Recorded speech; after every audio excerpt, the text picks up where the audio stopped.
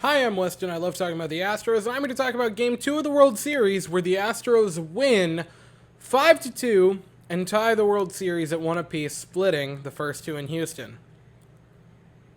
A win is a win. Hey, you know how Toronto, the Maple Leafs, have their lovely 4-1 thing, so that every time they have a 4-1 lead, the entirety of their fan base panics and everyone makes fun of them? Congratulations, Houston, you have it with the 5-0, because you blow the 5-0 game yesterday, and this game would end up getting to 5-0 in favor of Houston, and everyone collectively was like, cool, Bregman home run, a 5-run, oh no. But, didn't happen. It didn't happen. The Astros got through it, slugged their way through it to an extent, but they got through it. And the first inning, we'll go through the offense first.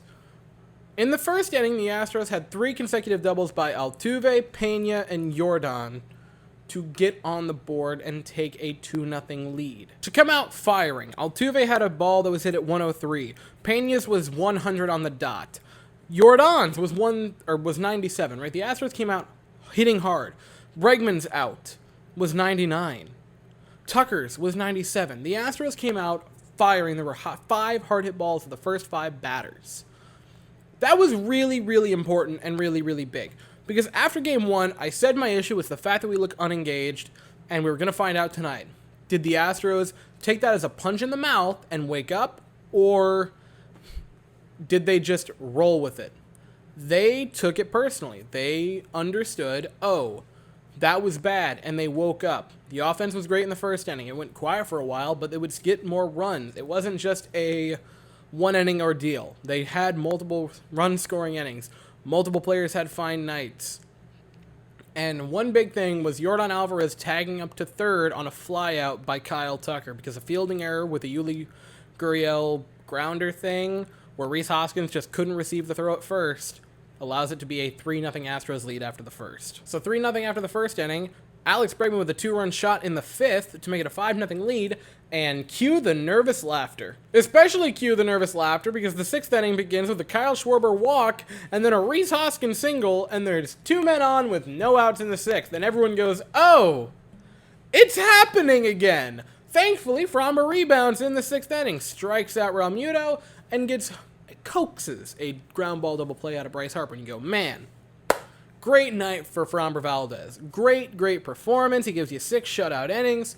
What more could you ask? Let him go sit there. He's thrown like 90-some pitches, and it wasn't done. We brought him out for the 7th. It was a mistake. It thankfully didn't cost us, but that was a very, very not ideal move. I don't know why he was brought back out for the 7th. It's game 2. You want to keep him healthy and ready for whenever he starts again, whether it's game 5, 6, wherever you put him. I didn't love the move. Framber would end up giving up a double to start the 7th inning, and that would come around to score once Montero entered the game.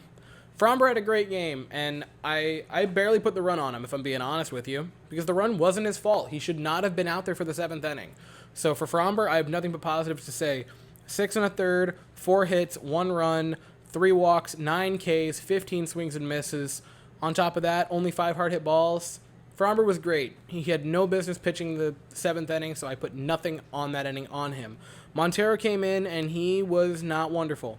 It got really sketchy. The 8th inning was the worst inning we've had in which we did not allow any runs to score. Not in this series, in maybe ever on this channel, if I'm being honest with you.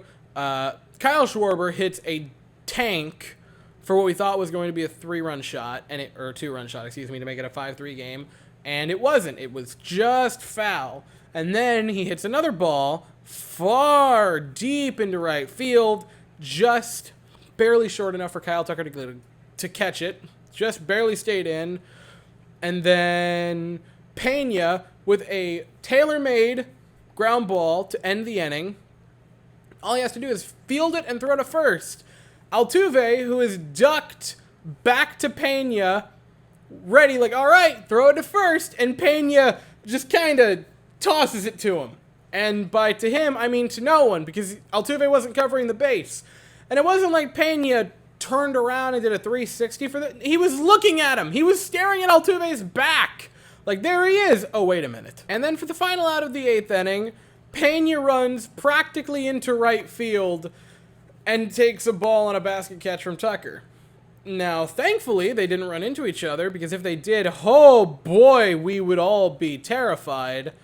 But that was a nightmare of an inning that somehow didn't result in runs. Montero's final line was an inning and 2/3, gave up a base hit and a walk, but got a strikeout, only gave up one hard hit ball. Presley came out for the ninth and looked good for the first out, where he got a strikeout, and then just kind of didn't. 3 hard hit balls. He did give up an unearned run where Yuli just completely fumbled the bag at first. That's a really bad error that you can't have in the 9th inning of a World Series. Yuli's been great this series. He's been great all postseason, both with the bat in his hand and the glove. He's made a lot of great picks, so I'm not going to get too hard on him, but that was a really bad play.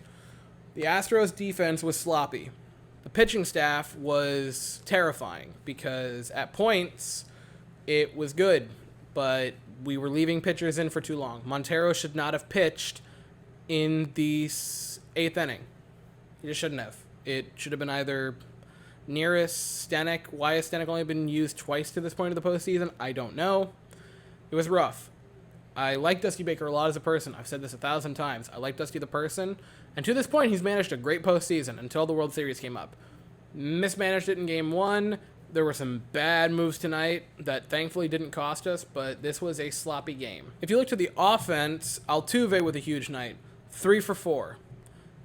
3 of his 7 total hits in the postseason came tonight. He's back. He looked great. He looked locked in. He looked fantastic. Pena had the RBI double. Yes, the second hitter of the game.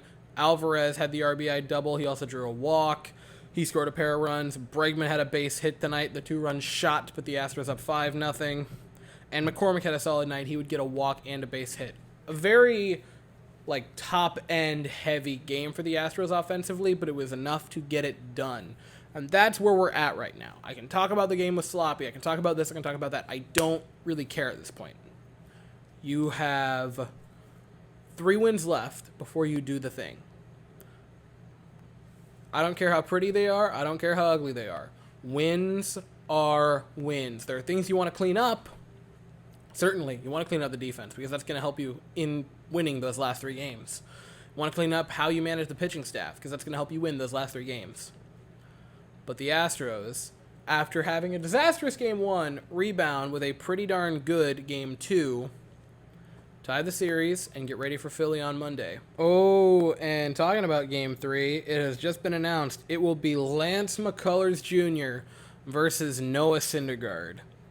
8:03 Eastern, 7:03 Central in Philly. I'll be here during the game for the stream, and I'll be here afterwards for the video.